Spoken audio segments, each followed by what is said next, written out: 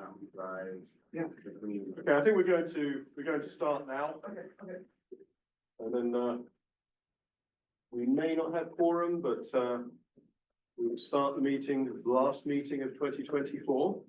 In like 2024, it just started a short while ago, but apparently it was 12 months ago. So welcome everybody, and feel free to take snacks during the meeting.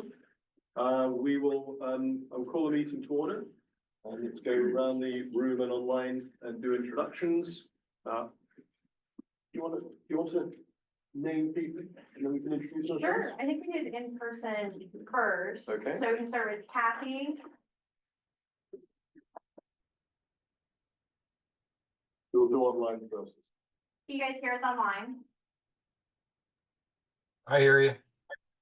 Yes. Thank you. Did you say my name? Sorry, this is Kathy. Yeah, we're intros. So I was just starting with the first person on my screen, who's Kathy. Okay, I'm here.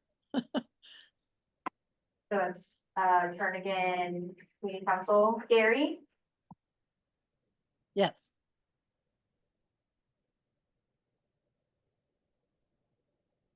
do we have Gary?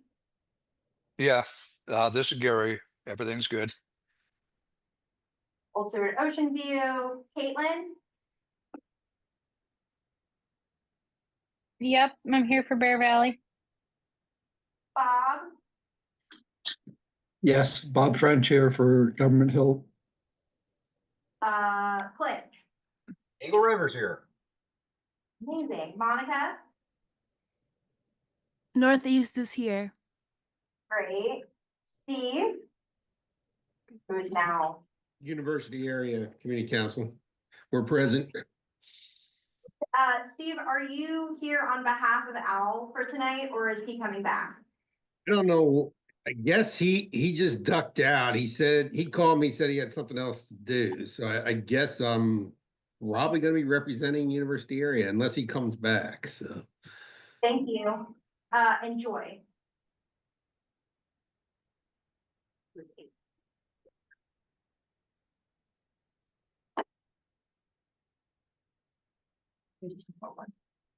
Joy.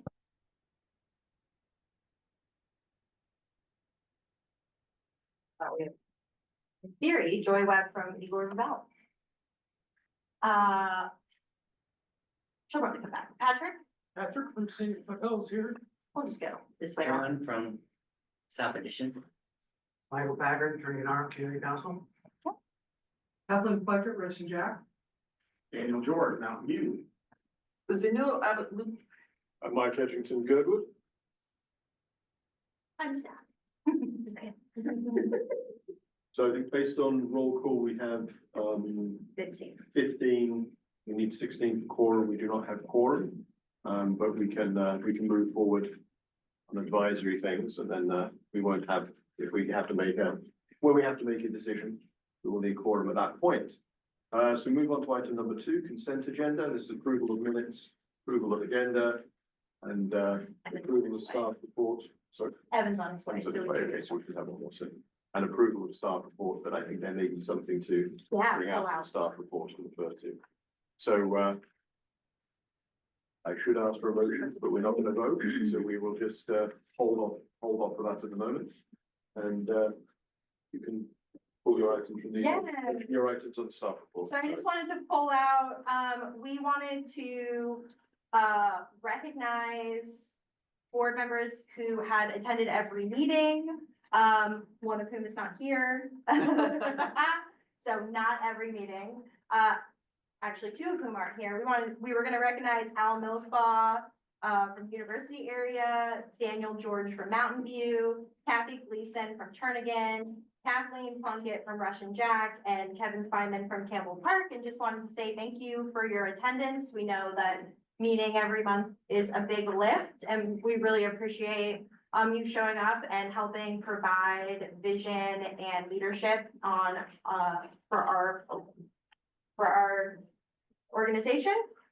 And then we also wanted to recognize some new board members who joined this year. Alex Jorgensen, who is now representing Eagle River Valley, James Thornton, who's now representing Fairview, Bruce Ferguson, who's representing Hillside, Jason Norris, representing Huff Meadow Valley, Monica Schwingendorf, representing Northeast, Marilyn Pilifant, representing Robert Rogers Park, and Evan Lee, representing Sand Lake.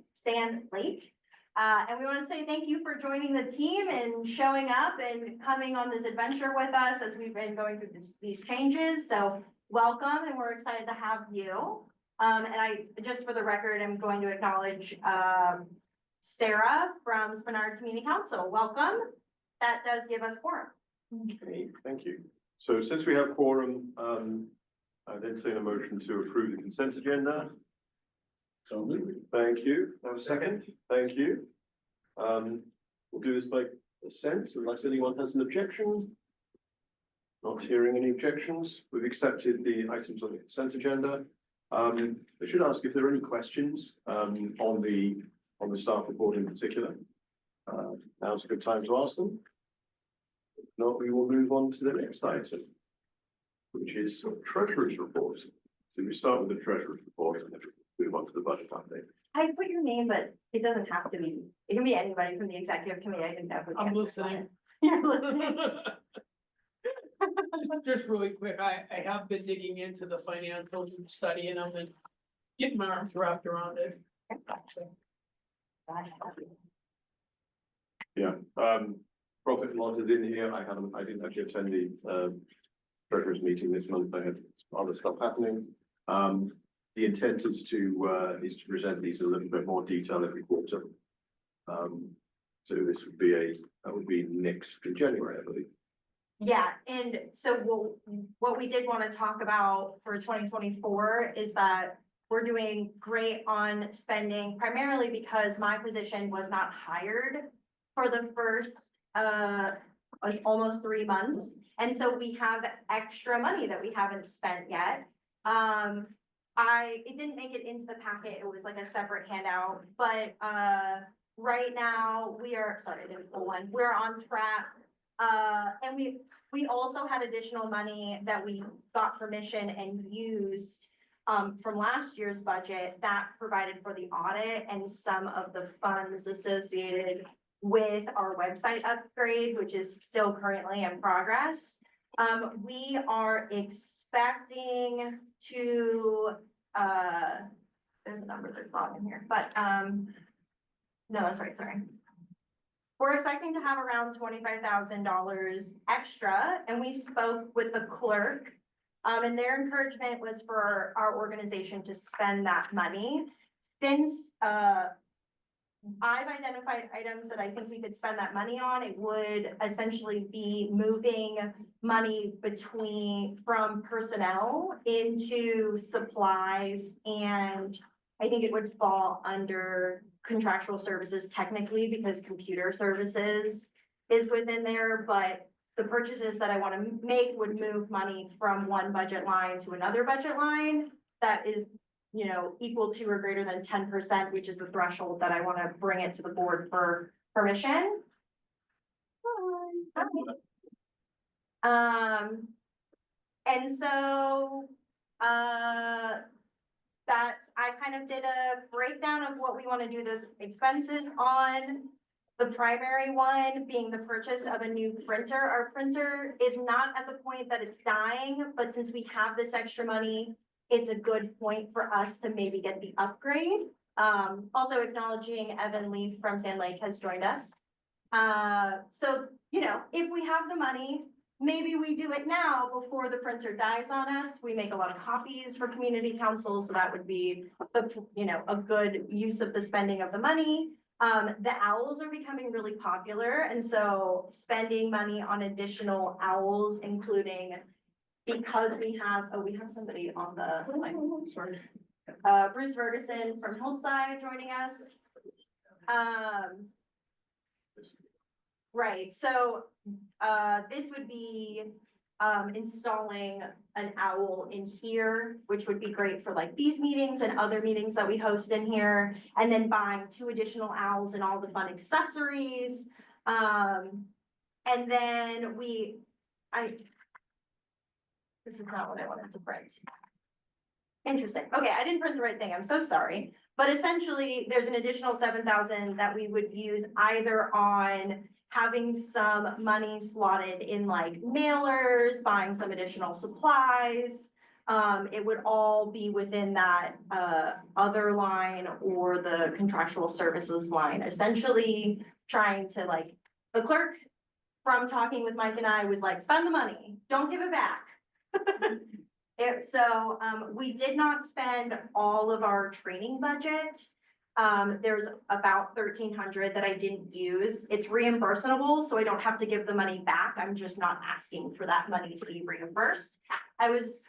I talked to him a little bit about some ideas that we could spend that money on, didn't really come to anything I felt was worth it, and so just decided not to spend that money as a steward of good faith. And then next year, when I have the whole year and expect to spend that whole money, I also submitted like an extra report as part of that money, kind of detailing all the work that we did with the money that we used. Yeah, that's kind of my little bit. I guess I can take questions through the chair. Yeah, any questions on the 2024 budget? Yeah, My question has to do with, the number of licenses for Zoom, and do we need to get another? Because I know that Russian Jack for next year is, I think, going to have to use, unless somebody else has talked into using their personal one from their church or something. We never had a whole lot of luck getting it to work. Oh, So interesting. the last year and a half, we've used, Thank the Literacy's, and Zoom account, and, since, she's no longer going to be the chair, she's no longer a member of the council because she doesn't live in our area. So we're not gonna have that, latitude that we've had in the past. So should we be looking at getting some more licenses? Is my that is a great question.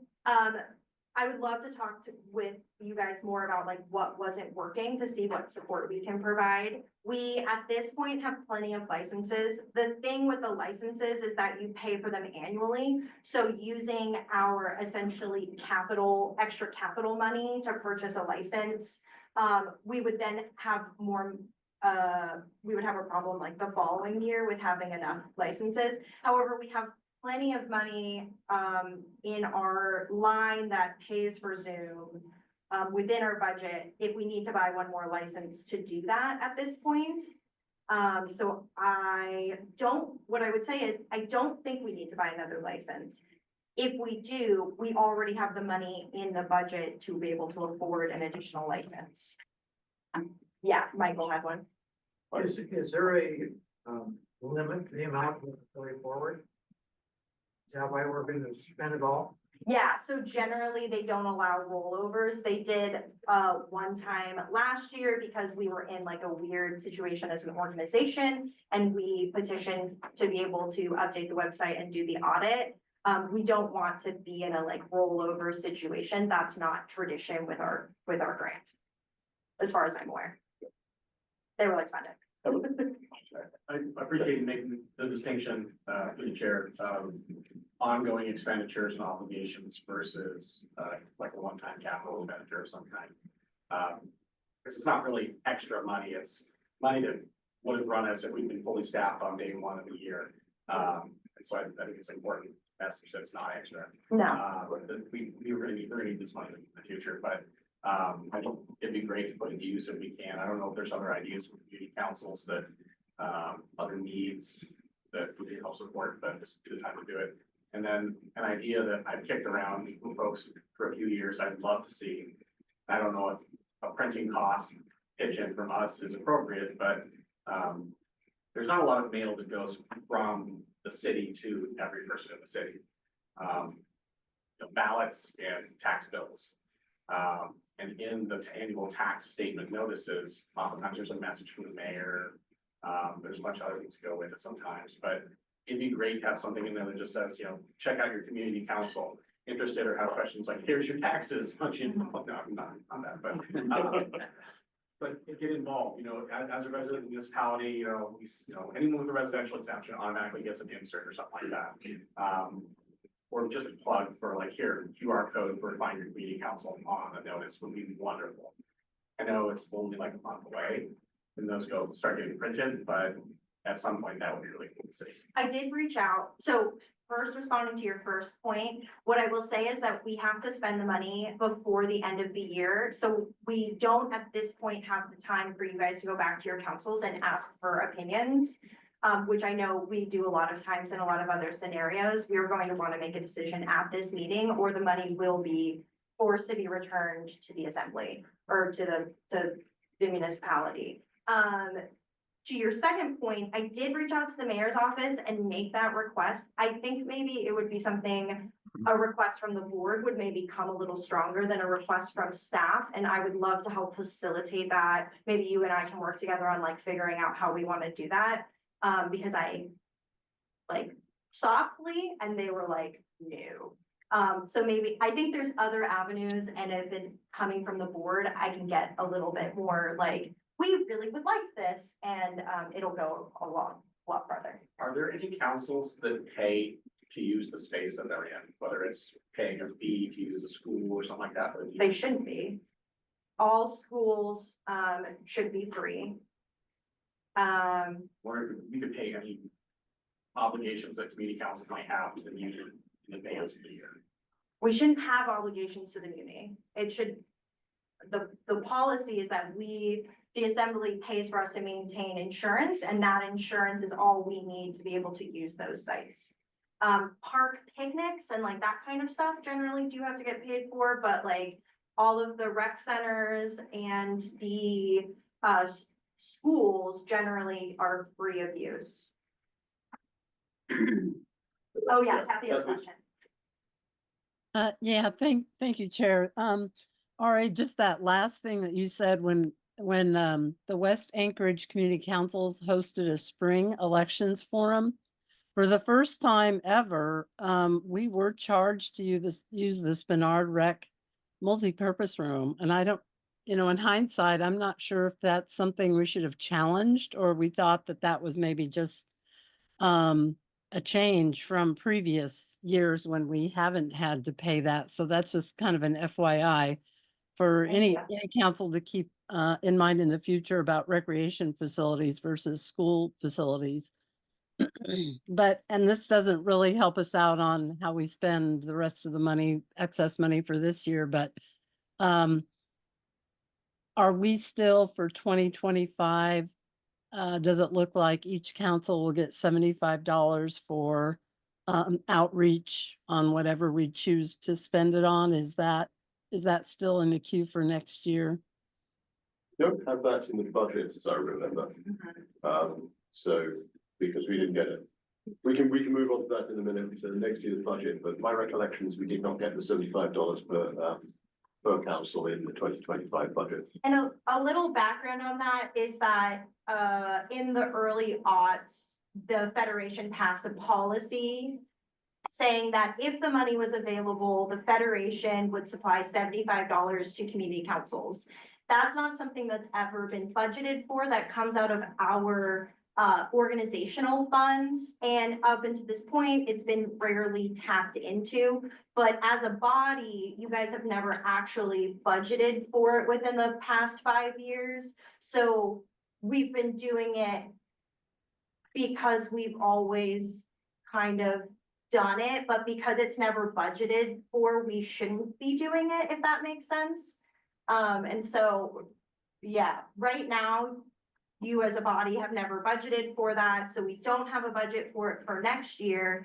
But I do think, as part of our strategic planning, we should talk about that and figure out what we want to do and how we want to move forward on that.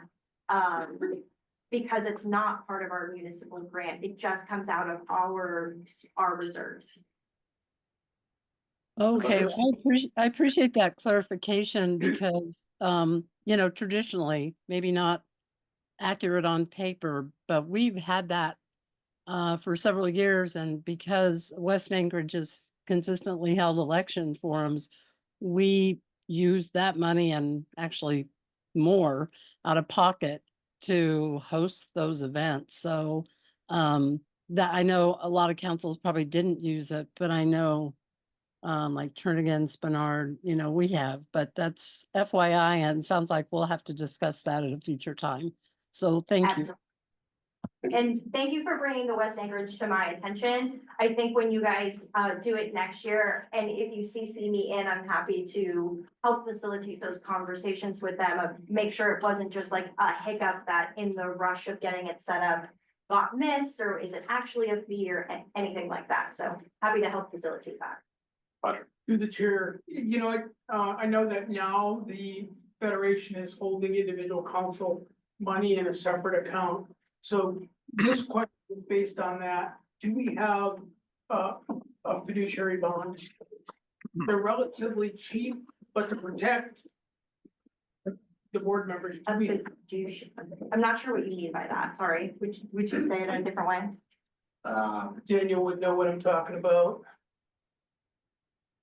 It might come into play if we were to obligate ourselves to something that we don't have a guaranteed funding source for. Okay. But since essentially I apologize, I'm speaking out of turn. No, please, go ahead. You're the subject matter So, expert. It's- no, not necessarily something that you're asking. I mean, you can be asked to get a bond for a lot of reasons. Yeah. If you're in charge of an estate, the court might require you to get a bond. Yeah. In case you misappropriate the funds, so there's a bond in place that's go after. Same thing, organizations oftentimes have fiduciary contractors. You get a contract, you sign a multi-million-dollar contract, the contractor has to get bonded, so that if they give up halfway through, you can sue them and you get performance. One organization. Another example, the trustee for a company's 401 would have a bond on them. Yeah. So, because there's an you're holding obligation. other people's you're holding other people's or other entities' money. I mean, we have our own corporate funds. I don't think we need a bond for our own funds, Okay. but when we have employees that we have obligation to. If there were non-conformance, I don't think it would necessarily be the Oregon 501(c)(3) that would be liable. I think maybe it's municipality as non-payer. That's a weird situation. Technically, there's a little bit of liability there where we should be able to make payroll even if the community grant doesn't come through. Maybe a more esoteric conversation, but I've never really thought of directors and officers insurance. I know what idea. We have that. Sorry, we do have that. What I will say to Patrick is in our strategic planning, one of my questions is we don't have any real plan about what we do with the money that we do have that's not municipal money. And I would love the board to consider and think about in the future, what do we want to do with that funds in the short and long term? How can we have a policy and procedure around it so that staff is properly advised on the handling of those funds? Because right now, when we look at our funds, we only look at our municipal grants, and we don't look at any of the other ways that we get money or the money that we already have or soliciting donations or any of that. So some like guidelines for myself would be super helpful. And I think that's something we want to talk about as we get into strategic planning. So one more thing. Yeah, sure. The how much do you want to say out loud? How much would the other money, Our corporate money? the corporate money? You know, I've been thinking about that corporate money, and it would not hurt to grow that to a point where it covers the next year's expenses as a safety net. But Absolutely. we're not there yet. I think we just need some clear policies about short and long-term savings.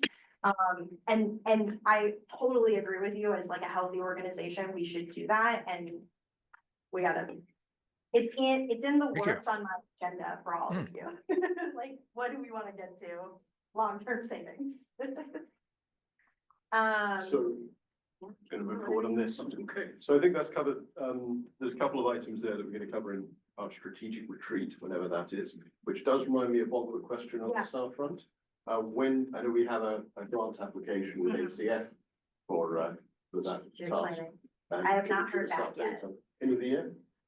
They told me 6 months or 6 weeks from when I submitted the application, 4 to 6 weeks from when I submitted the application. That was 4 weeks ago. I'm hoping before the end of the year. At this time, still TBD, they were wishy-washy on their timeline, unwilling to commit. So we should know beginning of January.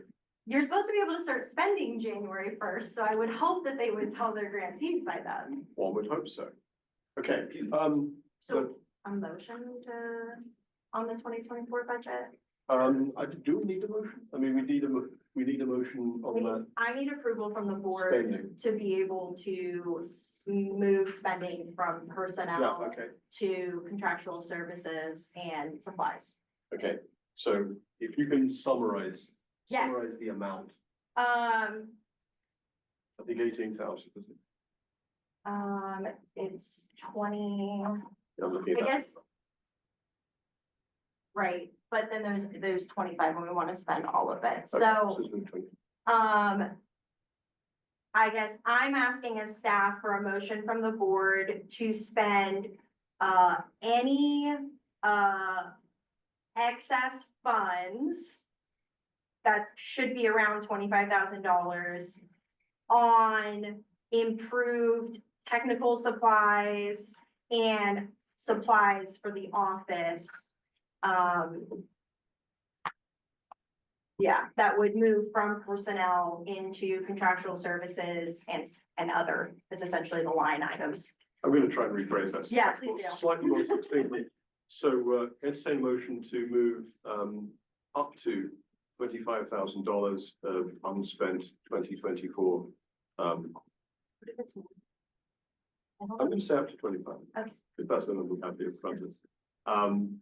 To, capital, to spend on capital other infrastructure, including the items listed on the sheet of paper. So that's the motion. I'll make that motion. Thank you very much. Thank you. Give me a second. Second. Thank you. Do we want to do affirmation? Do we want to do a I vote? was going to say, if there are any discussions or questions on the motion? I see one from Patrick, and I think I heard a, well, let's, if you start. Can we amend it so we're moving to allow the movement of the remainder of the unspent funds not to exceed $26,000? Or do they, I don't know who they is. Did they not care about from the other $700? Perhaps if we just say, if we take away the 25,000, just say the remainder. I just don't have an exact amount for what we're gonna have as we get closer to right here. Could I make a friendly amendment? The unobligated and unexpended balance. Yeah, the same rate. Right. In mine would be, so long as the muni allows us to move from one category to the next. Yes. Their policy is that we, let them know, which we already have, and it has to, and then our policy internally is that it has to be board approved. I was not here from the beginning, so I might have missed, on hearing what the owls were for use. For community councils, will they be owned by the FCC and lent out to the community councils? Yes. All right, that's just my question. So do you want me to say I accept the friendly? Please, yes. Yep. Thanks. You're happy with that modification? Yes. Yes. So we now have, we have that motion as amended. Any further discussion? Seeing any online in the room. So, again, I will ask if there are any objections to passage of the motion. Not seeing any, so that motion passes. Amazing. We have approved the spending of that money. Thank you. Okay, We don't have to do the breakout, so she can all be easy. That's not us. okay. So everybody else will Right. just stay in the week. So, we do have visitors. Yeah, well, they can come with us. So, we also have an item, the next one, which is on the 2025 budget update. What I would like to do is move us to executive session, for this discussion. It shouldn't be very long, but, some of it relates to, how we fund staff positions next year, and I think it will be easier for everybody if, staff are not in attendance for that discussion. So if I could have a motion to move us to executive session, the reasons outlined.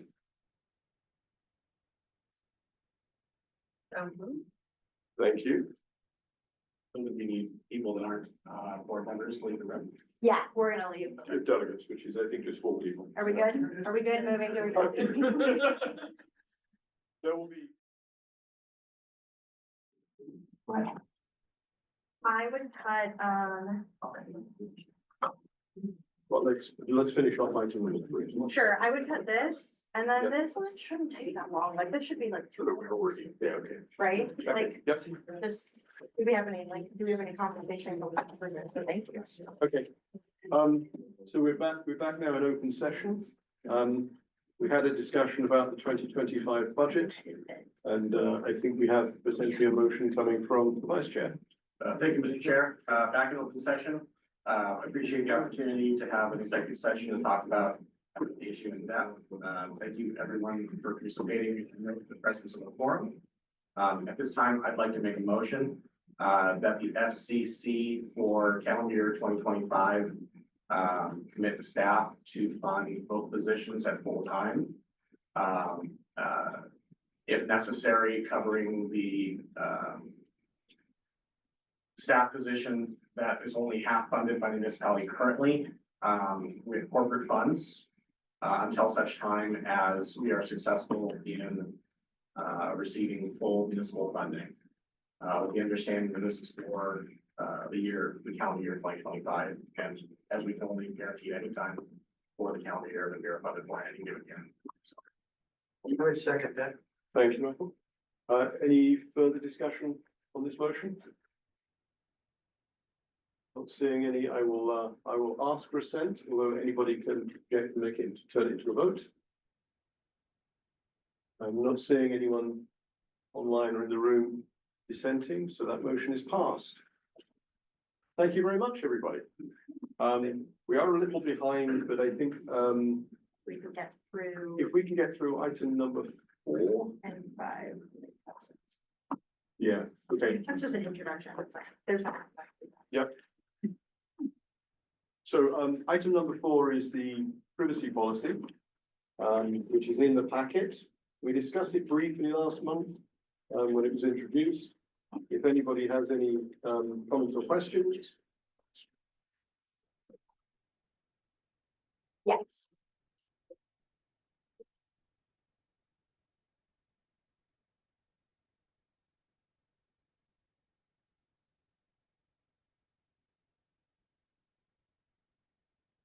Are there any questions on the privacy policy? We can discuss that now. Otherwise, I'd entertain a motion to ratify that policy.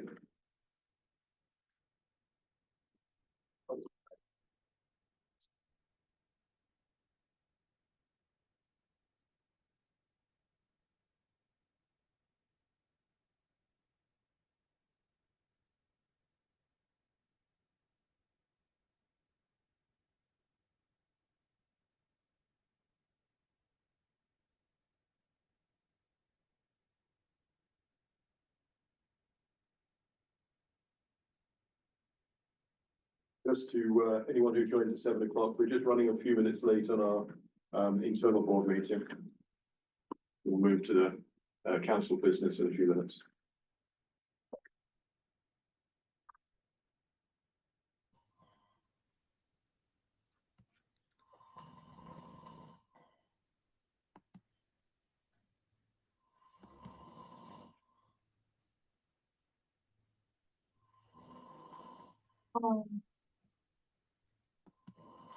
Okay, if there's any fast readers who'd like to move that we ratify the privacy policy. I move to ratify. Thank you, Rod. Bob French with Government Hill will second. Thank you, Bob. Appreciate it. Any questions or discussion? Michael? I noticed that I personally have had a lot of fishing.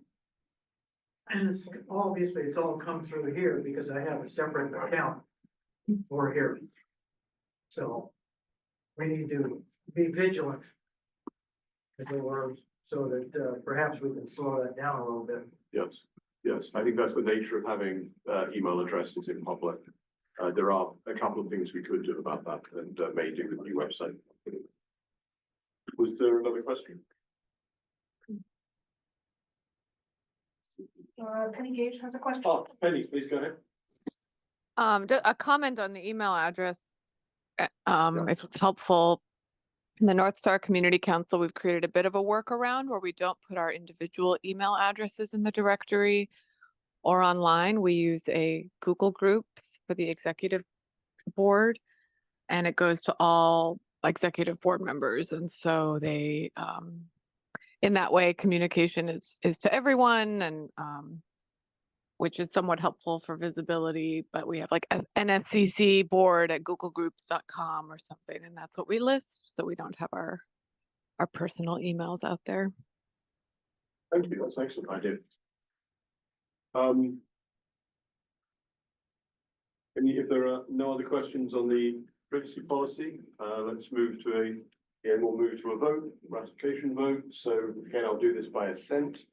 So if anyone has an objection to ratifying the privacy vote, make yourself known. Not seeing any objections, so we have ratified the privacy policy. That's one more policy done. Thank you, everybody. And then final topic, we're going to skip number 6, but we are going to vote on the resolution 2024-03, which is basically a resolution of thanks to our funding sources. Mr. Chair, I move the table until time uncertain. Okay. It's just for 2024. Oh, just one. I took off 20. Because of the things, but I mean, I kind of put this forward because I think we should say thank you. I was gonna give it to them on a nice piece of paper and formally like hand it off and just do some like goodwill and love towards our funders. In that case, I withdraw my motion. We can do It's awesome. next year when they fund us. Well, they are funding us, When we clarified. When we clarify funding, yeah. Okay. So again, well, I would like to hear a motion to pass this resolution. Anyone would like to move to pass the resolution? Sorry. Move to approve resolution. Thank you. 24-03. Okay, I think we've been, Evelyn and Michael both have been seconded at the same time. Again, any discussion on the motion?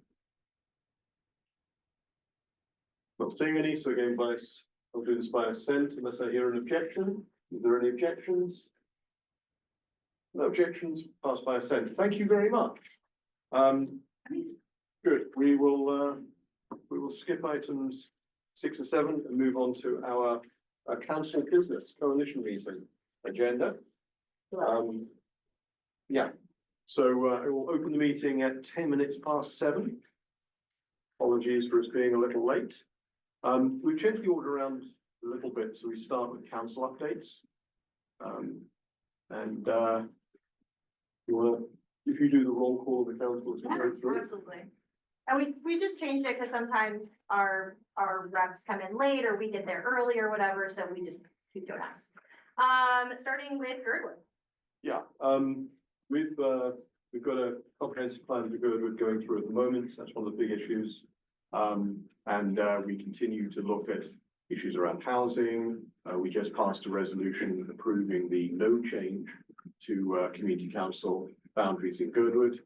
And we had a couple of other resolutions around potential expansion of our water system and also burying of electric lines.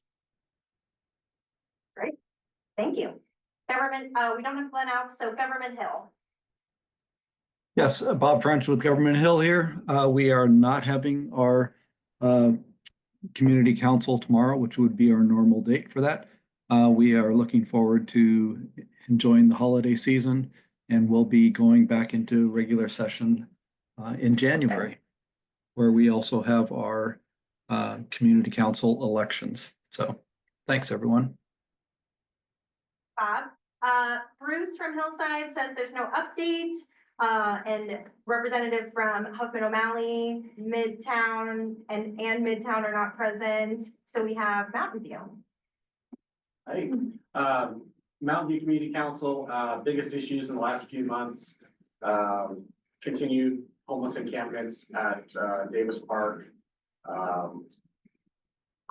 Sizable and considerable, a lot of impacts in the neighborhood, but they're also neighbors, and we have several members of the camps that actually attend our community council meetings. We had our annual potluck on Saturday, it was very well attended at the Mountain View Library. Really a potluck more than a meeting, not a whole lot of business discussed. We did have representatives from the mayor's office present, and yeah, that's pretty much the big news at the moment. Thanks. Thank you. North Star. This is Penny Gage.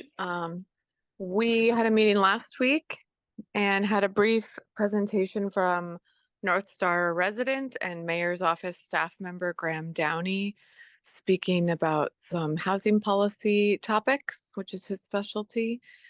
And so we're excited to have we don't have a lot of mayor's staff, or haven't in recent, as long as I've been involved, I guess, had mayor's staff attend. And so it's nice to have someone that's in our neighborhood attend.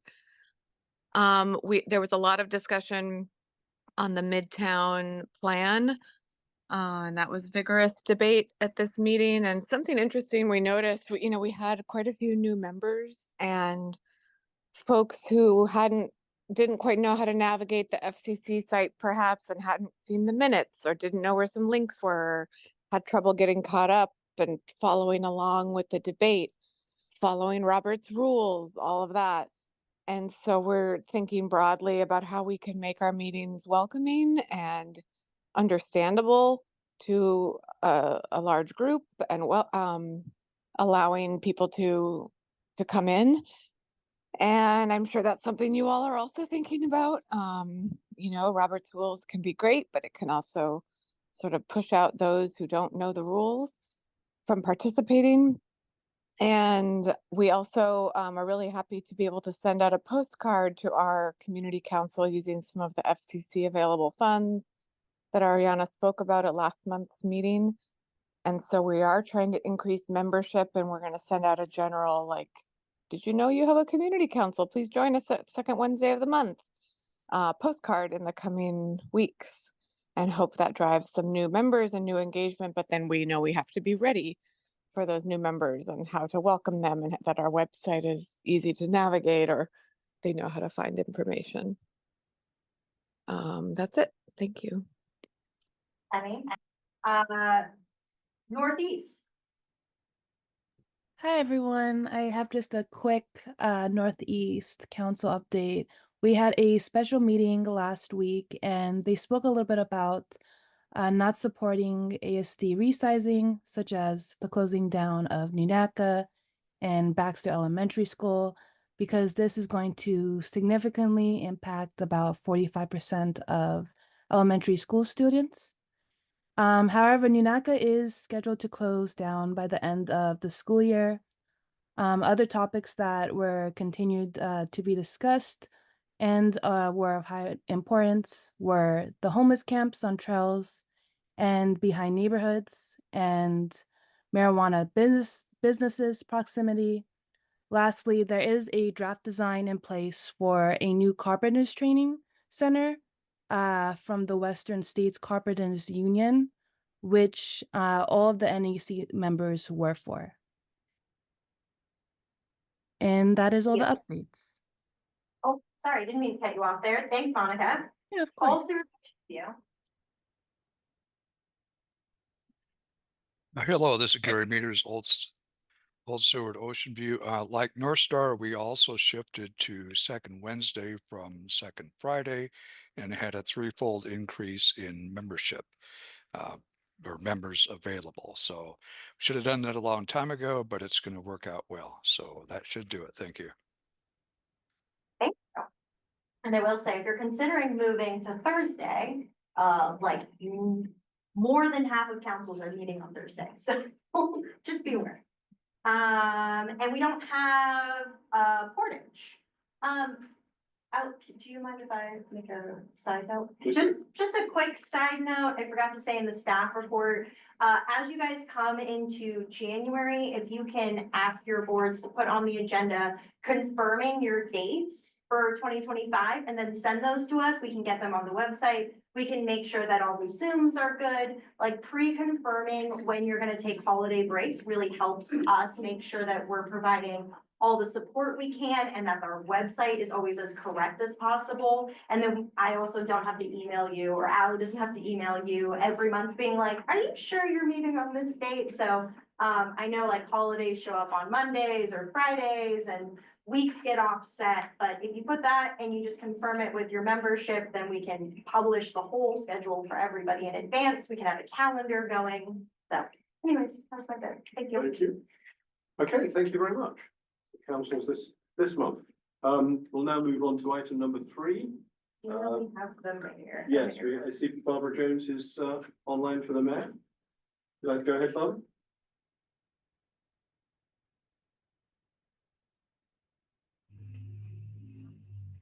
Barbara? Hi, everyone. I have an update from the mayor's office. The mayor published end of year update this week. And I'm sure some of you are probably already getting that newsletter. And if you're not, you can go to the mayor's homepage, www.muni.org/mayor, and scroll down to the bottom of the page. And there's a place that says subscribe to the newsletter. And you just enter your email address and hit subscribe. The focus on the newsletter was about homelessness. The mayor's office, I understand some of you have had folks coming and talking to you about homelessness and housing. And I'm sure those of you that have know that the mayor has published a comprehensive strategy on homelessness. It's called the Homelessness and Health Strategy 2024.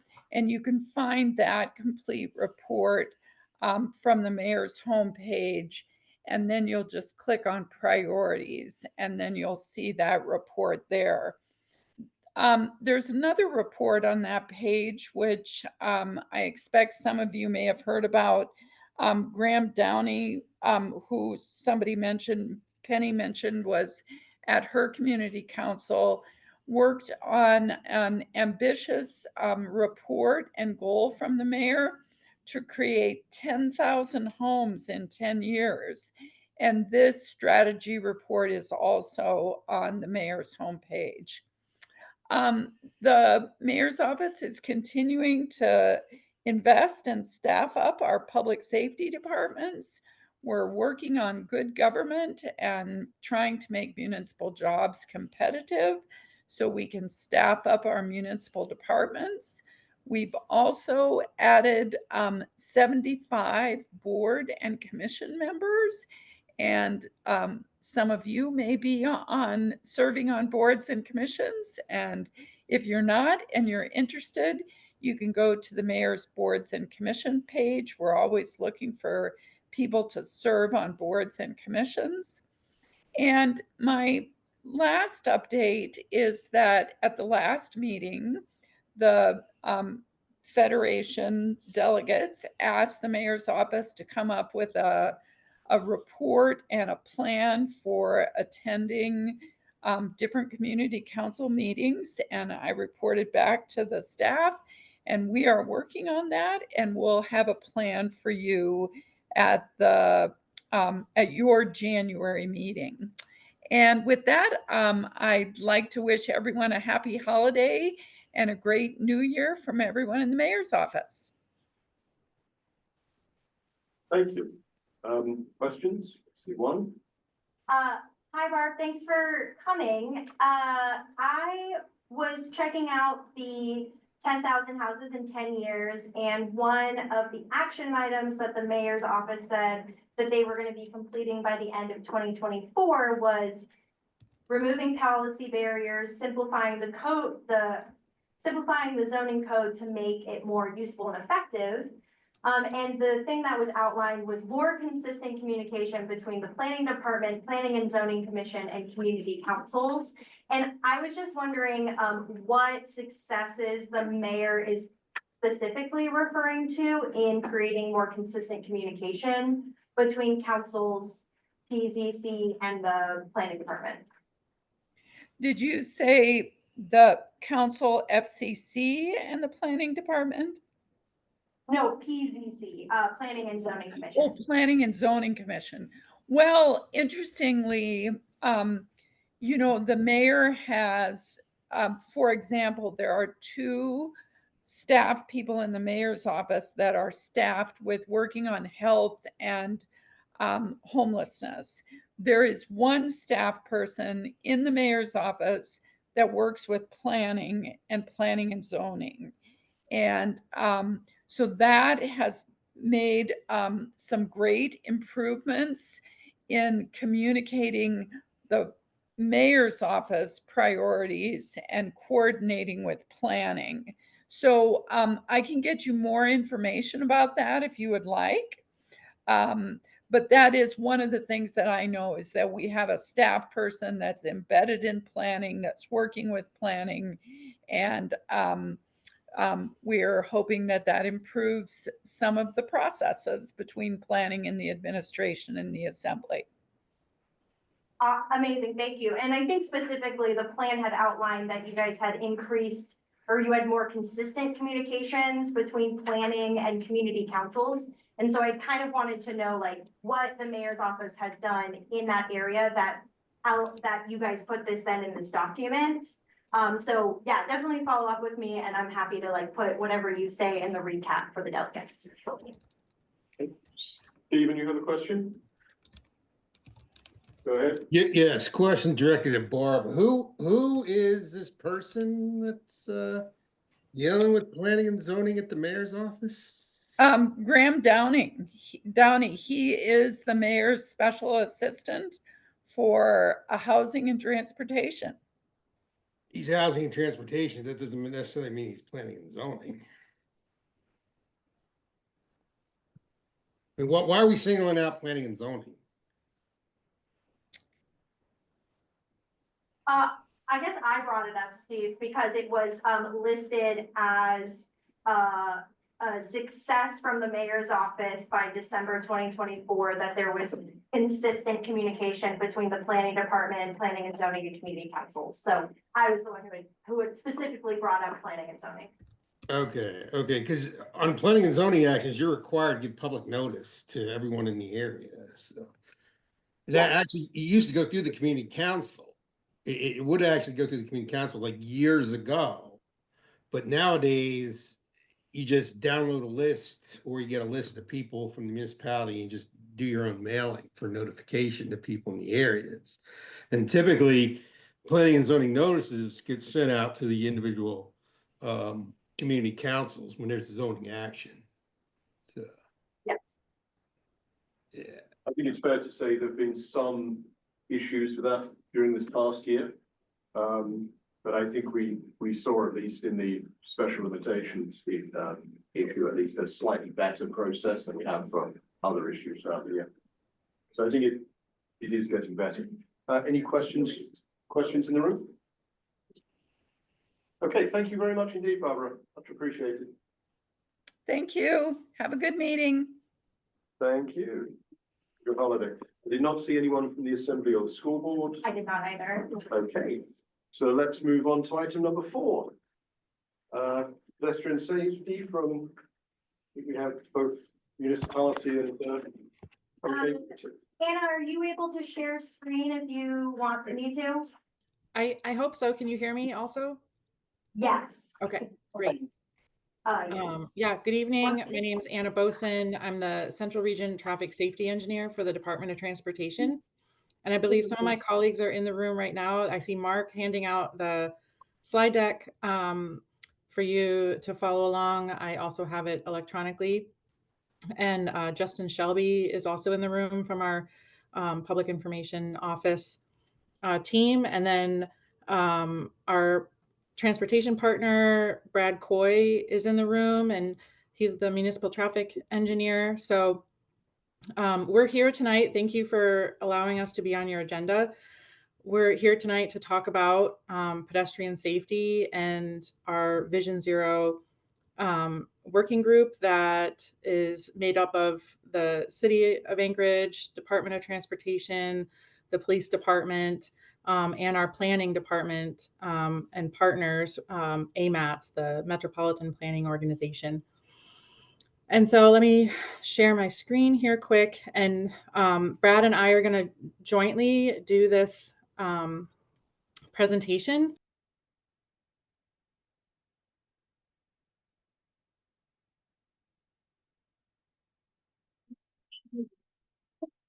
Hey, and I think you're muted.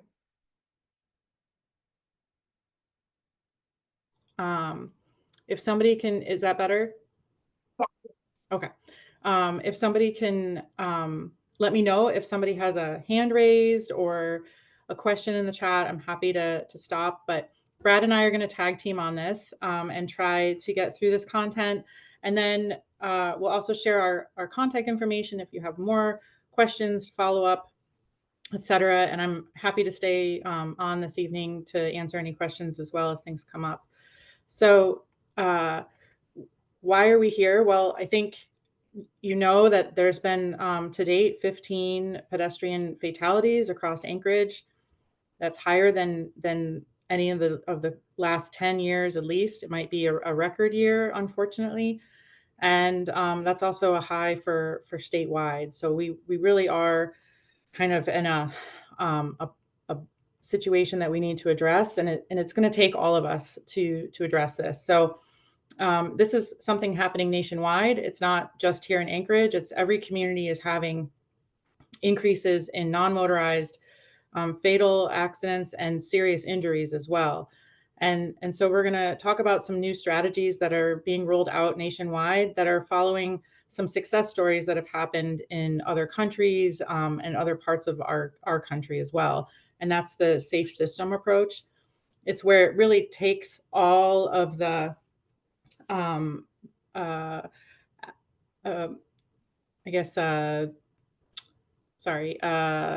it takes really a collaborative effort across agencies and across the community to work together instead of siloed approach of addressing one thing here and waiting and seeing if it works, or one thing there and waiting and seeing if it works. And so what does that mean? The Assembly proposed back in October or September for both of our agencies to reduce the speed limit across the city by 10 miles an hour because we know that speed causes severe outcomes in any crash, not just non-motorized. But it's unfortunately not that simple to just change the speed limit signs. We have to really address it comprehensively through infrastructure, through enforcement, through education, and really get public buy-in. So that's why we're here tonight, is to get this information in front of you as community council members and representatives. I know I've already met with many of you. You've probably already heard me talk about this, but it really is going to take all of us kind of coalescing around the idea that it's unacceptable for anybody to die or get seriously injured across our transportation system. And that's what the Vision Zero part is. It was started about 3 decades ago in other countries and has been successful in some communities, but it does take really a drastic change. And so what we're going to do is look at it in a localized fashion and see how it can work in Anchorage. So it's going to take time. It's not going to happen overnight. It's a culture change as well. Where might we reduce the speed limit? We are looking at the data right now across the city, but we're also looking at all of the plans that our community has put effort into in recent years that have prioritized where to put our efforts in based on crash data, based on traffic volumes and rates and land context. So the land use around the roadway. And so this has led to this list here that's in front of you. That is that priority list action. And so the first 2 locations that we're looking hard at is Tudor and Muldoon. Again, based on data and the land use and the realistic approach to what is feasible to get down to 35 miles an hour. So that's going to take time to implement 35. So what can we do now? We're looking at short-term things, speed feedback signs you might have seen in the fall. We rolled those out. We're going to roll some more out in the spring. The city is also rolling out these speed feedback signs in different locations to try and remind drivers that of what the speed limit is. A lot of times the road context doesn't really share with you the right cues as a driver.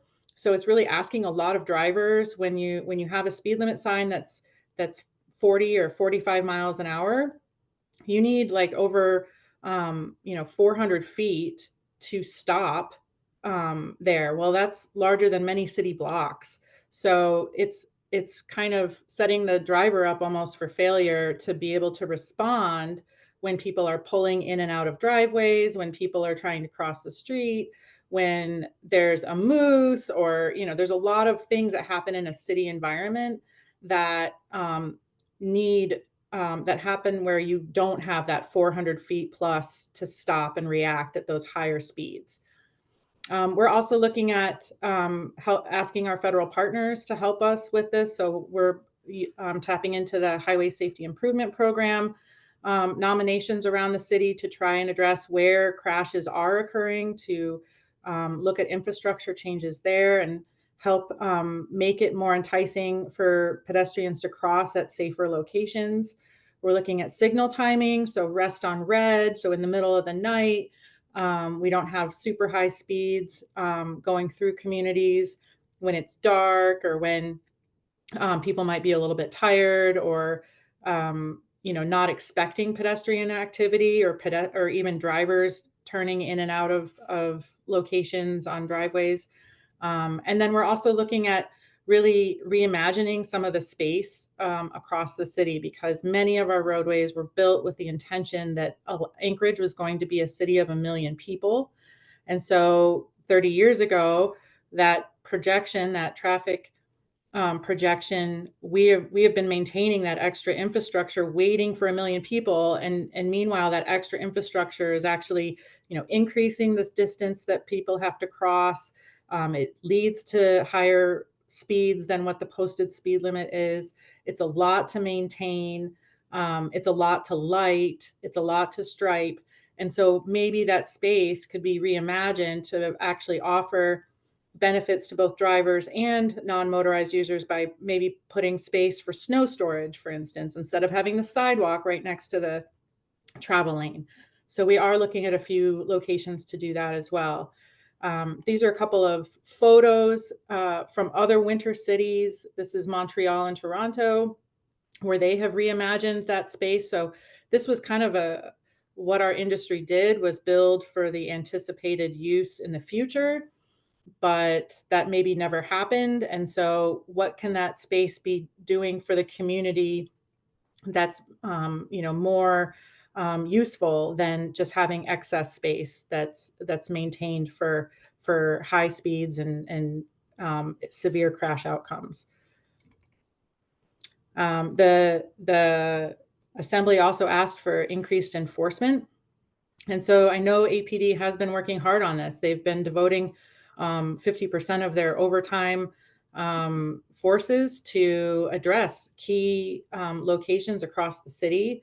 And those locations are data driven. So this is where we have crash history, where we have excessive speeding, and also where we have, maybe pedestrians not making the best decisions. And so they're doing education and outreach to all users of these roadways. And I'll just say the top part of this statistic page, it says fatal pedestrian crash data. This is through the first 12 of the crashes. So we haven't incorporated the last 3 in this data set, but there are things that are contributing factors in every one of these crashes. It's not just one person making one mistake and having this horrendous outcome. It's usually multiple factors. And so you'll see speeding. 30% of the crashes involve drivers going more than 10% over the posted speed limit. Also, tinted windows. Almost 40% of the drivers have had tinted windows. Now, tinted windows are not allowed more than 30% in your front passenger and driver side windows. So I strongly encourage, if you know of anybody in your family that has tinted windows, to really encourage them to get those removed, because it's really causing a tunnel vision for the driver to not be aware of the periphery of activity, but also is not helping when we ask pedestrians to make eye contact at a crosswalk in order to confirm that they can cross if they cannot see the driver.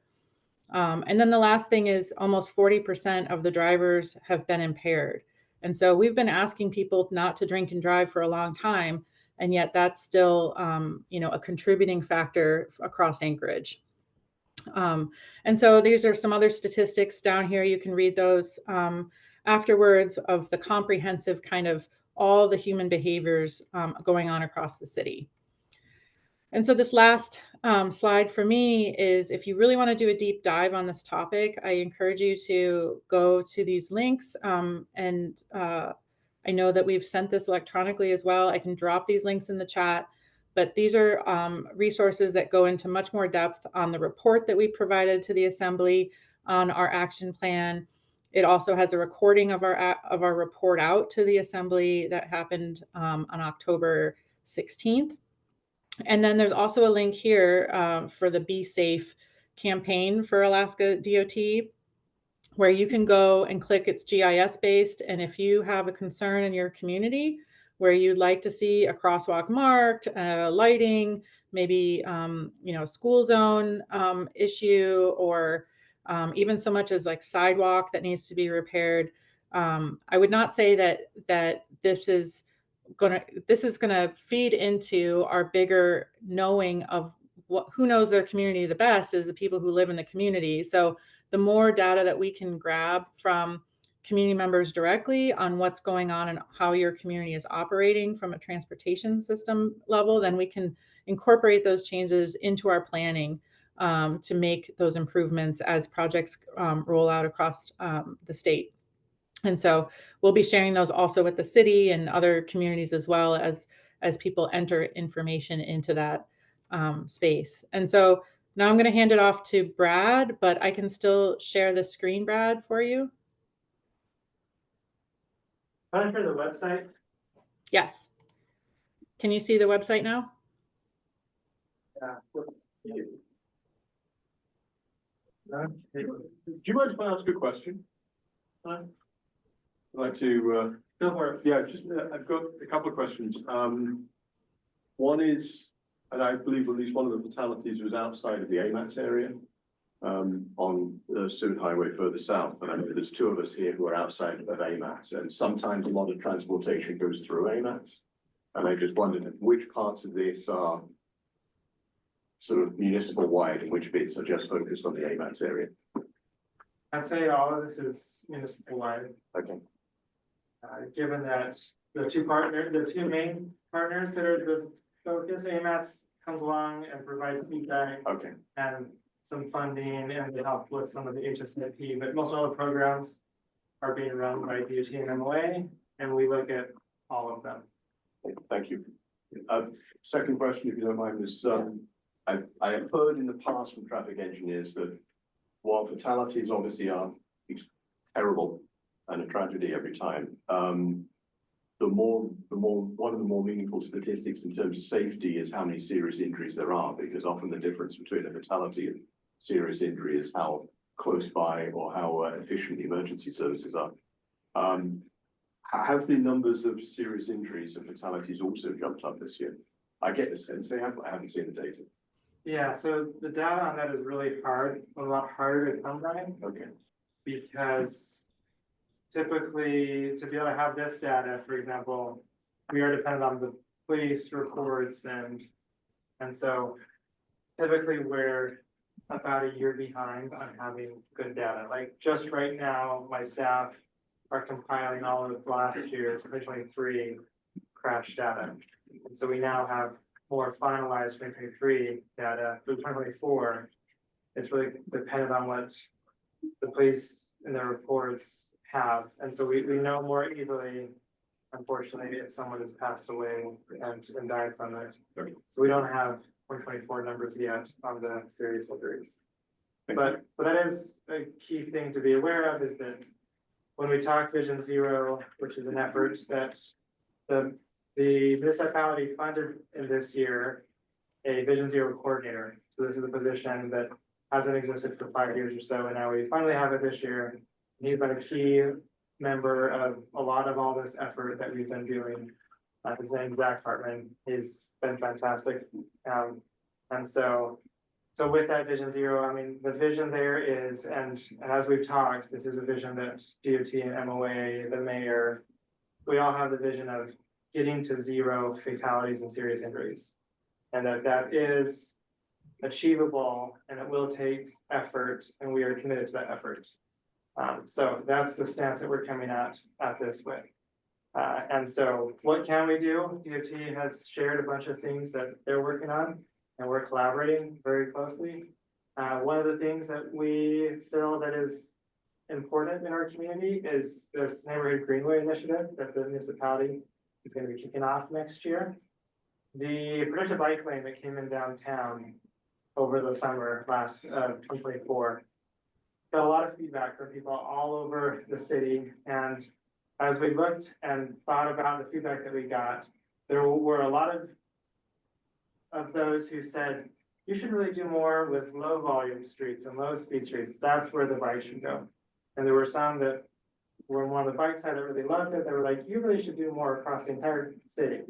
And so as we looked and thought about this idea, we thought, yeah, we don't do enough on low volume streets. We need to do more. Those are the places that I prefer to bike, because I bike all over town as a full-time bike commuter. And so we thought, you know, this is some low-hanging fruit that we can tackle now. Some of the other things are going to take time, and we're committed to those. But this is something that we can implement and have the budget for starting next year. And so we're excited to roll it out. It's called Neighborhood Greenway. If I say Greenway, what do you think of? Parks. Parks. So our Greenway network is a term used for a linear park that has usually multi-use trail. So Campbell Creek Trail, Chester Creek Trail, Coastal Trail, Ship Creek Trail, Fish Creek Trail. These are all what you would call like your Greenway network. And so Neighborhood Greenways, what it does is it basically says, where do you connect to those multi-use trail systems? What are the parts of your neighborhood? And maybe some connections through your neighborhood that connect to those trails. And so let's prioritize non-motorized users on those locations so that you could effectively get from this side of town to that side of town with minimal impact, with minimal conflicts with vehicles. And so that's what the vision of the neighborhood greenways is. So if you want to scroll down, so we're looking at neighborhood streets that are calm. They already have speeds that are a little bit lower and volumes less than 1,000 vehicles. And we're going to do a few different treatments on them. Maybe scroll up just a little bit so we can like show what some of those are. So the 20 miles an hour is what we would do. We would also have, you can see on this road, a Shero that provides some visual indication on the road. It'll be unique, and that will also reorient the chevrons that help the cyclists navigate through some of the more complex locations around town to be able to stay on this network. And we'll also reorient some stop signs. So those are some of the low expense ones. We're also looking at traffic calming. Diverters are an option. So this is what the neighborhood greenways is. We have this website. Yeah, go ahead. Can I ask maybe a silly question, but putting things on the concrete works for like 5-6 months of the year. Are you guys, since this is a winter city, are you guys planning on adding signage, or is there like something you do extra? Yeah. So one of the things is you look on this sign right here, it has a neighborhood greenway plaque on it, and the speeds are dropped to 20. So that's a key part. And also one of the supplemental things that we are considering is adding wayfinding. So on these, it'll say, you know, this way to Chester Creek Trail, or that way to the Waldron undercrossing of Lake Otis, or yeah. Okay, go ahead. Kathy. Yes, thank you, Brad. I appreciate, and thank you for presenting at Turnagain Community Council at our December 5th meeting, the same presentation. Just that visual that you were showing as far as the sign location along these greenway streets. I'm thinking of like Jernigan Parkway and Forest Park Drive, which are a couple of the streets that you're looking at in Barber Street. There, if you put signs like that up, and I apologize, I didn't think of this and this at our meeting. You know, that's in people's front yards. There's not really any kind of buffering between a curb and somebody's front yard along these narrower neighborhood streets. So do you anticipate any kickback from neighbors who all of a sudden they see somebody this spring pounding in a sign in their lawn? Yeah, question. So generally, what we try to do is limit signs along the side of the road to the degree that we can. It's, you know, more signs is more for us to maintain. It's more for like places to try to avoid snow storage. It does impact the neighbors. So ideally, places where you currently have a speed limit sign, it would get replaced with this sign. If there is a need for some additional signage, our crews do go try to identify boundaries of property lines so that it's not like directly in the middle of someone's property, but more in between two properties is usually what we found to be more successful. Or sometimes we might put them on utility poles, light poles, things of that nature. So we're not trying to over clutter our streets. Having enough that drivers are aware and know what the speed limit is important, but also not overly impacting neighbors and creating additional signs that we have to manufacture, install, maintain. Those are all things that we are definitely looking at. Okay, thank you. I appreciate that. And I think putting things on signage that's already there is a really good thing to consider and look at. Yeah, that's our preference. Also, we have a question in the room. Yeah, I have a couple of questions or feedback, I guess. For the neighborhood greenways, you know, we've got something similar like that now in Mountain View with Peterkin. Exactly. Mike Boulevard years ago. Yep. A very dense neighborhood. The roads aren't particularly wide. Then I think of other areas like I think either 4th or 6th Avenue on here, Russian Jack is also proposed for this. And I see one of the things is marking and reducing speed limits, that kind of thing. But in my experience, one of the major problems is one, how the roads themselves are built. People tend to drive whatever speed a road is engineered to. And a lot of times our streets are intentionally engineered or designed and built so you drive a certain speed. Like C Street, I think they actually increased the speeding limit at one point because it was built so large. It was like 10 years ago. But some of these streets, like 4th or 6th Avenue, are really wide. So even if you drop it to 20 miles an hour, it's so wide that it's like 5 or 6 cars wide. And that comes down to like traffic calming. In fact, I think every community council has a priority list for traffic calming or has passed a resolution in the last few years about something they want in their neighborhood for traffic calming that they've identified as a priority. So when I see this, I wonder how much this is informed by that, because a lot of the traffic calming isn't funded on the list of like 200 projects long. And it hasn't, I haven't seen a project in either of our neighborhoods in the last 10 years. Here, the bike boulevard's great, but it wasn't identified as a community priority. And so my concern is that that's what's happening here, is that neighborhoods have identified where their concerns are, but this is easily achievable.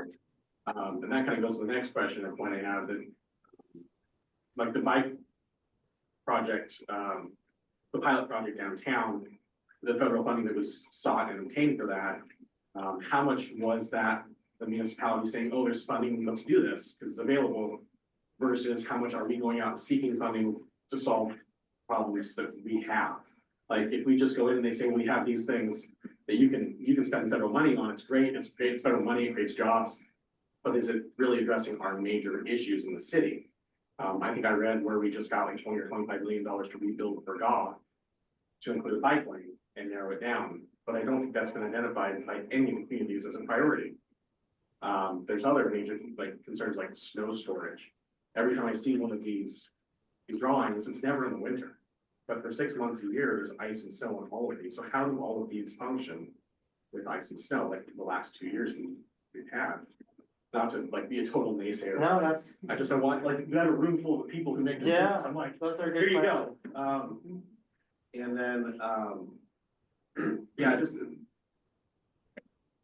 So I can If sort of we address could those. prioritize like clearing of the sidewalks and intentional snow storage. Yeah, so That would go a long ways. I can address pretty much all of those. For one, we need to do something differently than what we have been doing. That is a necessity. And the Protected Bike Lane pilot project was an opportunity to start to figure that out. And so it was enacted with this opportunity to say, okay, we need to do something differently. What we've seen in successful other parts of the country, and even winter cities, is protected bike lanes. So let's try to figure out how we can do that, and if that works, and what the issues are, and have this conversation, the dialogue. We're shifting our focus. We can do it without needing to bring our own money to the table because there's this federal funding with the research project. And in addition, it also brings the funding to go do all the analysis. So that report's about to come out in the next week or two by the end of the year. It gives all the data that explains what the implications were, how it worked, all of that. And through that process, actually, DOA have strengthened our relationship in a way that we've been able to respond to the Vision Zero and the pedestrian fatalities. Our relationship, I would say, has never been better. We have identified new things that we can do. Burgos Street, one of the other things, if you look at that, it's less about bike lanes and it's more about buffer between the road and the sidewalk. Because what we've heard is that the thing that makes it the hardest to maintain sidewalks is when they become berms. And so if you have separation, you can actually more easily maintain without damaging all your equipment and without trying to figure out where that temporary snow storage goes. And so the Burgos Street, the key part of that is actually taking out some of the vehicle lanes to make buffers so that the snow can go there so that we can actually maintain the sidewalks multi-use paths. So that's a key approach that we're taking to be able to do the snow storage, because you're absolutely right. I see design all the time that don't even think about the winter. It's a little bit more of an afterthought. So we are definitely trying to address that. The other thing I'll say with neighborhood greenways is it does put the bike on the street, which as a cyclist in the winter, I bike year round. If I've got a low volume street that's been nicely plowed and driven on by cars, that is a way better riding surface than pretty much any sidewalk or trail in the winter time. The key there is low volume, low speed. But if that's the case, I would take that over most any other sidewalk any day because of how narrow those are and the fact that it's not as reliable. And so that's part of this. I think the streets that we're putting these on are going to become priority traffic calming locations. The qualified list is a way that we've been managing our limited funds. This year in the bonds, our funds doubled from 1 million to 2 million. And some of the other funds that the traffic department gets have tripled. So this year you will see probably, I don't know, maybe 4 or 5 projects getting built in Northeast. You'll see these going in. So you're going to see a huge change. I guess Northeast was part of that was funded by the legislature. So there is a lot of traffic coming, a big push to be able to go and address it.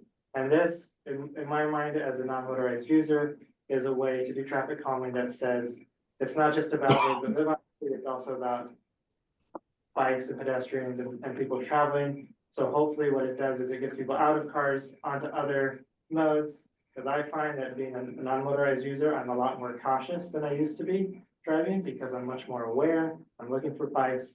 I know what it's like, have that experience. So we're hoping this creates a sea change in how Anchorage drivers drive. And we recognize it's going to take some iterations. I And don't know so how much these greenways are tied to the collision data or the fatality data. I know that in my time as chair of the Mountain Community Council, we looked at that pedestrian. We had a pedestrian fatality at McCary Mountain View Drive, and we used that as justification to get almost $2 million in state legislative grants and other funding. And we asked for a roundabout to be built at McCary Mountain. There was a 65% design study, they spent all the money. And there's no roundabout. There's basically a little, like a pedestrian island, and that's all we got for $2 million. And it was our top priority, and nothing has changed, and now there's a homeless encampment next to it with 100 people living in it. So it would have improved the situation, we think. I guess, I want better experiences with this process, and I still hold out hope. But there have been, we've missed the mark in the past on some of these things. Right? Yeah. I think what you'll find is we are talking about this a lot more. We're looking at lots of different things, lots of new approaches. So if things don't change in the next few years, I'd be shocked and disappointed and frustrated, because I feel like we have a lot of momentum going into this with all the different things that we're doing. I mean, who would have thought that DOT would have been okay with us removing a lane of traffic on 6th Avenue and 8th Street for an entire summer? I mean, just even saying that seems astounding to anybody who would have thought about it 2 years ago. So there is change of Can I also chime in? Yeah, I would be there in person with you tonight, you know, if I could, but I'm actually in Juneau taking a 3-day training on how to design and plan for pedestrian safety. That's led by FHWA, so our Federal Highway Administration, our funding partner. They also have this emphasis, and there are people from across our state here in Juneau for 3 days, including the Vision Zero coordinator is here, as well as the traffic calming engineer from the city of Anchorage is here. And so, you know, I just bring that up. Our planners are here. It's a change that's happening across our industry nationally right now, because this crisis is happening across our country. All other Western countries are seeing their safety improving while ours is going in the wrong direction. And so there is kind of this call to action. And that's why, and I'm grateful to hear that people want change and see change, because I'll tell you, we also get a lot of people who are frustrated when we recommend slowing people down for even work zones, just 10 miles an hour for 1 mile. Our phones blow up. People are livid about having for 1 mile to slow down 10 miles an hour. And so, you know, there is, our industry has also been, you know, reacting to the driver's needs for 30 years. And so that kind of culture shift is also going to take time. And so if we were to do a massive change rollout across the city, 10 miles an hour below, I'm telling you, not everybody shares the commitment like community leaders do. And so that's why we're here. We want you to be partners with us and help us deliver this, because it is going to be something that not across the board, you know, everybody's going to want to go 20 miles an hour or 35 when they used to do 40. Believe it or not, like that's just, you know, we all are a little overconfident in our driving skills, a little overconfident in what our car can do. And the infrastructure was designed for a time when vehicles were much smaller, when we had stick shifts, when we didn't have cell phones, when we didn't have screens in our cars, you know, and now, and when we didn't have drugs and alcohol combined. So it needs to be right sized, but that's going to take time. And so we really need the commitment from people like you and your community leaders and family to help us also change, because there is going to be not everybody on board. And so we're going to have this political kind of push and pull, but we also recognize the community population is not going to be 1 million people anytime soon. And we want this to be a livable, enjoyable community. I have children, Brad has children. You know, we are committed to this community, and we want our children to thrive. We want our neighbors to be safe and everybody to enjoy staying here and live here and come here, you know, to raise their families. And so this is part of that message. It's okay, thank you. I was going to say we actually hit our 8 o'clock when we should be finished, but I know we started the section 10 minutes late. So Bruce, did you have a motion to extend?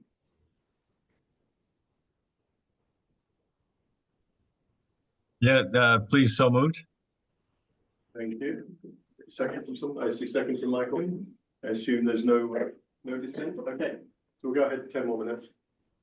Okay, sounds good. We can still answer some questions. Oh, yeah, I would like to ask about, Lake Otis between Tudor and, Dallas. I saw a really scary motorcycle accident on there. The speed limit is, 45 miles an hour.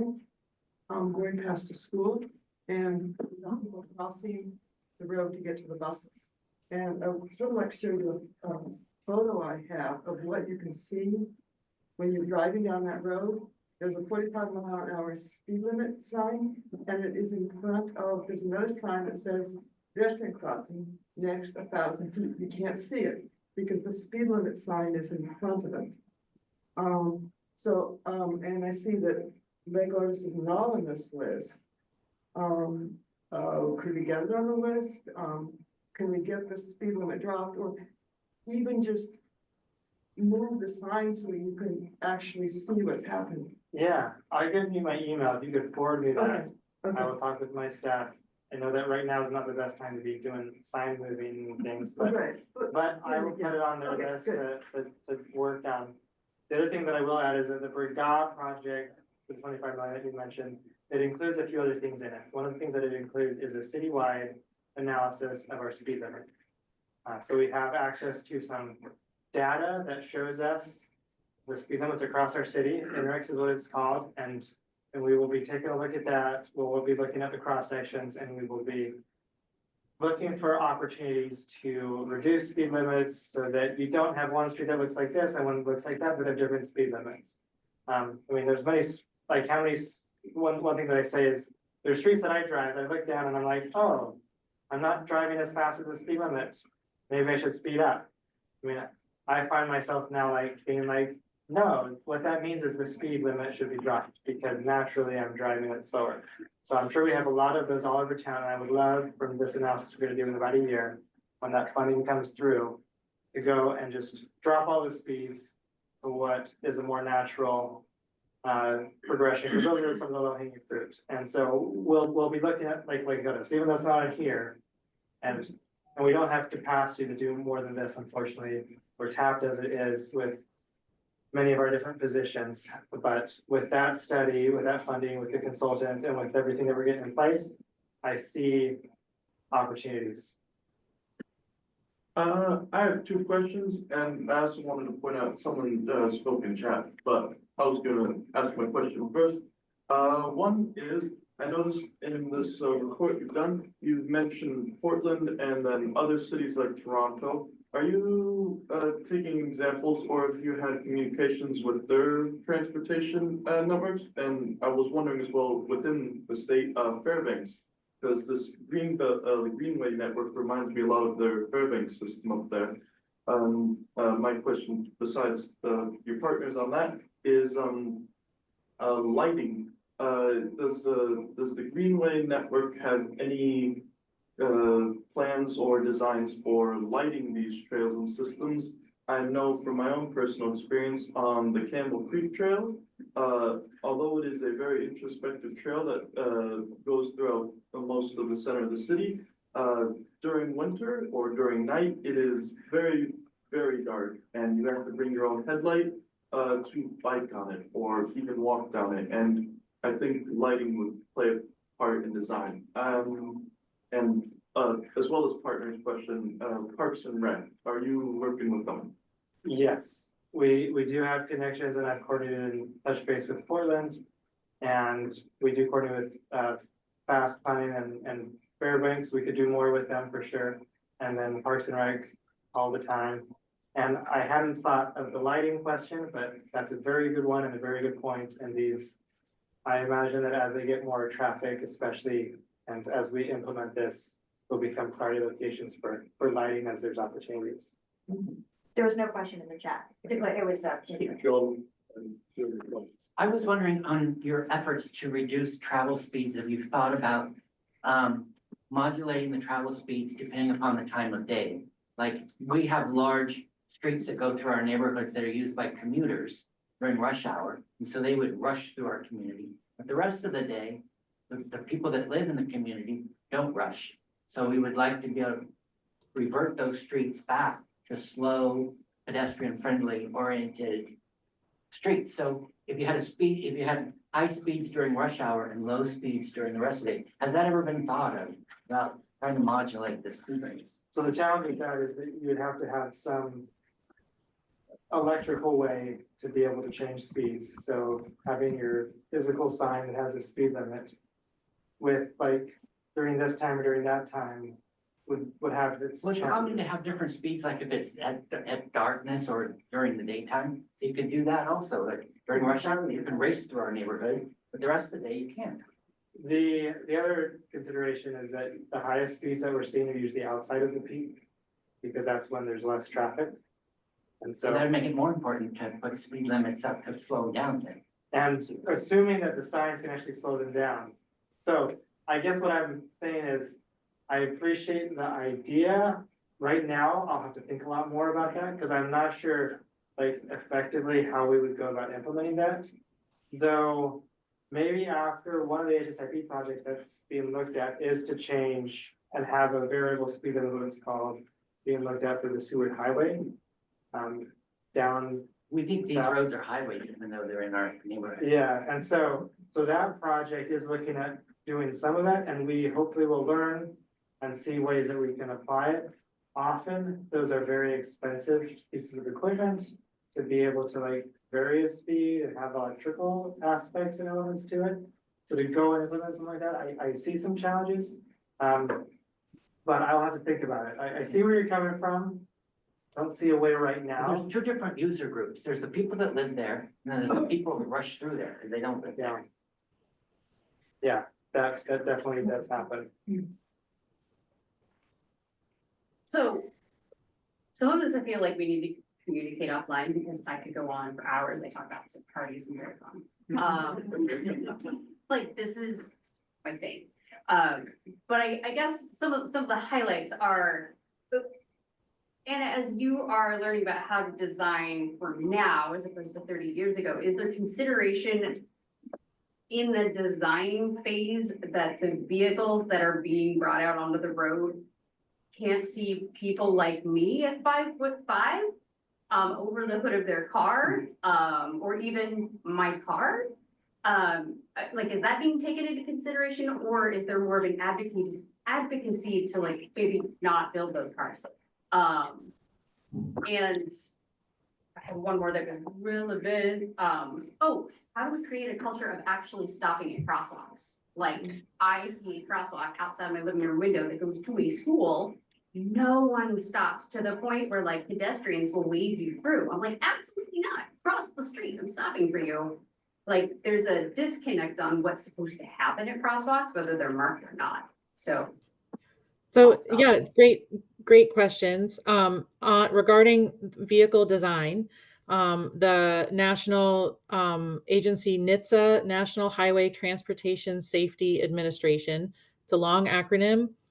They are responsible for vehicle design. And I'll tell you, they're getting an earful right now from the general public, because it is proven through some recent studies that when hood height gets higher than 40 inches, you know, it used to be that pedestrians would hit the hood at their lower extremities and roll off of the hood, you know, and then land. And now they're actually being pulled under or hit in their vital organs and then slammed into the ground. And those are actions that are, you know, not recoverable or severely, you know, damaged for the rest of their life. So it has been statistically shown. There has been some recent studies and reports on it. And I know that they are looking at incorporating pedestrian crash into the design criteria for vehicles. That'll take time. Our fleet in general across the United States is about 12 to 14 years old on average. So if new cars that rolled off the lot next year were lower and, you know, less blind spots, et cetera, it would still take a decade to see any of those changes. So we're going to have to really be cognizant of it. I drive a truck, and I'll tell you, after reading these reports and all that stuff, I am more aware, and I take it seriously to drive the speed limit or lower. You are allowed to drive lower. You are allowed to drive for conditions. So I want to say that and encourage you to, because none of these people who hit pedestrians woke up that morning and said they're going to go and change their life and the other person's life and take it. That no one said that. So I think it's really important to remind ourselves that we are overconfident as drivers. And so that part of it needs to, so as we design to slow people down and give them more reaction time, when you're driving fast, you get tunnel vision. And so if we were to slow people down, you are now going to be able to, your mind can actually absorb the land use around you. Signs, business signs will then be able to be smaller. So, business signs get real big, especially in the lower 48 where they allow billboards for the speed. So they can actually, you can start designing for people instead of vehicles. So that's one thing related to this vehicle design. And I could go on and share reports and studies with you on this stuff. The other thing about the design of the infrastructure, what we're learning in this 3-day training, what is in recommendations reports from Australia, New Zealand, and even Canada has better safety records. And then of course, Europe and then even parts of South America are seeing better results. And that's with self-enforcing speed incorporated into the design.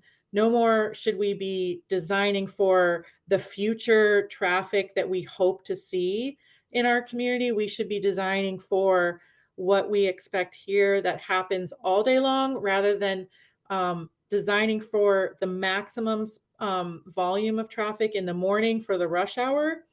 Because like Brad just mentioned, in the non-peak times, then you've got a racetrack. And unfortunately, our cars make it very easy now to take advantage of that. And so there's that element. And then I'll just share with you, about 30% of the population will not be driving. That's a national average, whether it's age, disability, cost, choice, etc. They're not driving. And so we should be designing for the human scale for this in a city. There's different contexts for different transportation systems. When you're on a freeway system, that's a different situation. But like John mentioned earlier, like if we have a highway through a community, that is sending mixed messages about the context to both the driver and to the user, the non-motorized, the resident, etc. We're actually at time now, but I did see there were 2 questions left. So are they quick questions? I have a couple of quick ones. Well, I have a comment and I have a quick question. When I came up tonight, I came up A Street, and in between Northern Lights and Fireweed, there was an individual who had a wheeled cart that was going southbound in my northbound lane, and they weren't on the sidewalk, and they were trying to navigate through the snow. And I don't recall us having snow for quite a few days now, so I don't understand why it's not been cleared off. And we're spending lots of time talking about what we can do, and we're not doing what we should be doing, it looks like to me. And which location was that? Can you be more specific? So it was on A Street on Fireweed, or was it on Fireweed near A Street? It was on A Street between Northern Lights and Fireweed. Okay, thank you. My other comment is, oftentimes, if the traffic is not really heavy, like I've gone down C Street in the past, or Arctic Boulevard, and I find that it's dark out, I'm going a little bit slower, paying a little bit more of attention, and all of a sudden, I have to speed up in order to hit all those lights, or I have to stop at every single light. So perhaps it's time to change the lights and the timing of those lights so that you actually go slower and you can still make all those lights. You don't have to stop at every one. Yeah, and that is something that we are talking about and intend to do, especially as we look at the speed limit changes. And that's one of the reasons why we can't do everything at the same time, is because the effort to go and change one corridor and all the implications for the side streets. It's quite a bit of retiming of lights to make all that work, but those are really good points for sure. And I know that it's really tough to clear snow off of a sidewalk to the same level as it gets cleared on the road, because on the sidewalk, you've got trackless, and it's got a blower, and on the road, you've got, you know, a metal blade, and so there's almost no way to actually have the sidewalk be the same level of rideability as the street. So I don't know if that's what was at play, but those are things that I could pass along to the snow maintenance crew when I see them, just to look at. I understand the problem. Yeah, I'm just suggesting that we still have people using that days after we've had any snow. Because there's too much snow there, trying to navigate southbound and then northbound lane. yeah. We're just gonna move to the last question from Stephen. It's been a great discussion. I hate to shut it down, but we really try to be respectful of everyone's time. Hey, Brad, this is Stephen Callahan. How about turning 42nd into a neighborhood greenway? Yeah, that's definitely, at the website that I shared, maybe Anna, can you copy that in the chat? There is a GIS figure that you can go to and provide comments and suggest locations for us to look at. So we'd be happy to consider that, Steve. Thanks for the suggestion. I mean, we could, contractor barely started. He cleared some trees. I mean, all we'd have to do is plant some more trees once they're done putting a new road in. So, yeah, we'll put some comments and we'll take a look at that. Thanks for letting us come and talk about this. As you can tell, this is something that we are passionate about and are interested in. They're trying to make improvements on. One thing that I do want to comment on, you asked about crosswalks. There is an ordinance right now that Mayor LaFrance and the Assemblyman Salt are putting before the Assembly that is looking at reinstating some of the fines and penalties and focus that were taken out. It's not putting back in some of the language that was the most problematic. And so I'm happy about that. The main thing that I'm most happy about is that this allows for additional conversation. So it's going to be an opportunity to talk about, because, you know, people don't understand what an unmarked crosswalk is. I mean, if I say unmarked crosswalk, do you know where that's at? And so pretty much any intersection, but do you know what an intersection is? I mean, so some of these topics are convoluted and difficult. So I'm viewing some of these opportunities to have education on some of those more challenging topics, because they're not very well understood. So looking at what's coming before, it's going to be an opportunity to talk about that. And if you have thoughts and questions, you know, engage in this. It is a culture shift. It does take coming to community councils and talking with neighbors and all these different things. And so when we come to your community council, we haven't come yet, this is the sort of discussion that we want to have. If you can give us enough time that we can have more robust conversation, we'll be happy to take all the time that you can give us. So thanks for letting us come today and talk through this. Thank you. Thank you. And I know that we shared a draft resolution with each community council that we visited, but also you should have it in your packet from Eli. So that is something, please consider sharing with your community council and discussing how we can support your needs through resolution on traffic calming and speed reduction. We'd love your support. Thank you. Thank you very much. Entertain a motion to adjourn. I'm hearing lots of yeses. Yeah. Thank you, everyone. Evan, thank you.